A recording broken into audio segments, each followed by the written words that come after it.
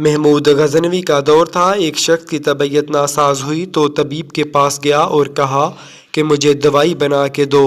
طبیب نے کہا دوائی کے لیے جو چیزیں درکار ہیں سب ہیں سوا شہد کے، تم اگر شہد کہیں سے لا دو تو میں دوائی تیار کیے دیتا ہوں۔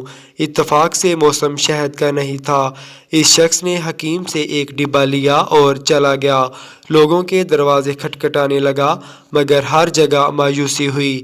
جب مسئلہ حل نہ ہوا تو وہ محمود غزنوی کے دربار میں حاضر ہوا۔ وہاں ایاز نے دروازہ کھولا اور دستک دینے والے کی روداد سنی۔ اس نے وہ چھوٹی سی ڈبیا دی اور کہا کہ مجھے اس میں شہد چاہیے۔ ایاز نے کہا آپ تشریف رکھیے، میں بادشاہ سے پوچھ کے بتاتا ہوں۔ ایاز وہ ڈبیا لے کر بادشاہ کے سامنے حاضر ہوا اور عرض کی کہ بادشاہ سلامت، ایک سائل کو شہد کی ضرورت ہے۔ بادشاہ نے وہ ڈبیا لی اور سائیڈ میں رکھ دی۔ ایاز کو کہا کہ 3 بڑے بڑے ڈبے شہد کے اٹھا کے اس کو دے دیے جائیں۔ ایاز نے کہا حضور اس کو تو تھوڑی سی چاہیے، آپ 3 ڈبے کیوں دے رہے ہیں؟